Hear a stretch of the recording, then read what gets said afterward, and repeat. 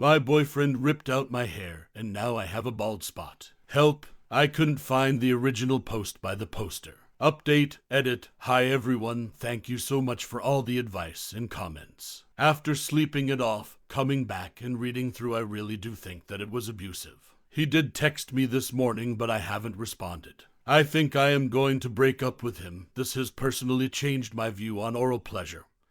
And I really can't even think about him right now without getting upset. Thank you for everything and all the comments. I seriously appreciate it. Throwaway account because I don't want it on my main, but basically what the title says. My boyfriend likes to hold my hair when I give him head. He likes to pull sometimes do and move my head. However, I have told him multiple times before that he needs to be careful because I have thin hair.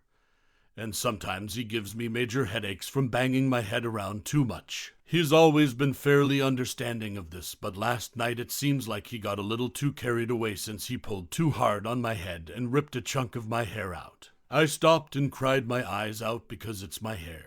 And now it's gone and I told him so. He told me he couldn't help it because he got too carried away in the moment, so he couldn't control the force he was going at. I ended up going home and I haven't heard from him since last night. Luckily, my stylist is willing to stay late tomorrow to help fix the spot, but I'm still feeling extremely emotional over what happened. I want to talk about it with him when I'm less upset, but I honestly don't know what to say other than I fucking told you so. Any advice on how to approach this? TLDR, boyfriend ripped out my hair during blowjob.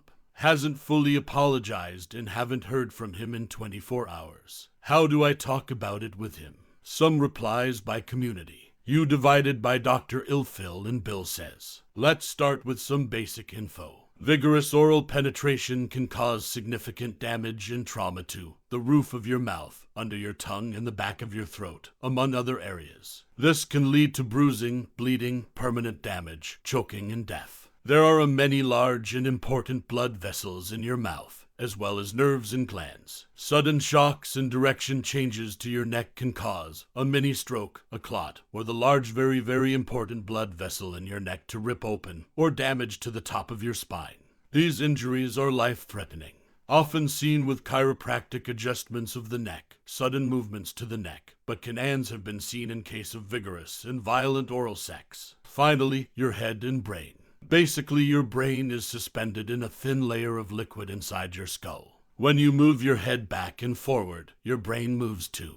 However, when you come to a sudden stop, your brain keeps moving until it hits the inside of your skull. Very much like when you are in a car and the brakes get pressed quickly, you feel your body keep moving until the seatbelt stops you going further. It's the same with your brain and skull. That's why with head hurst. Your brain is bashing against your skull, causing minor brain damage and bruising. Many men have purposefully or accidentally killed, injured, or disabled a partner during sex. And there are many cases where their legal defense centered around their partner consenting, not objecting to rough sex. Now you know the medical issues that can and have happened. Let me say, rough, non-conventional, BDSM, or any fetish activity should only occur when both parties are very enthusiastic and consenting.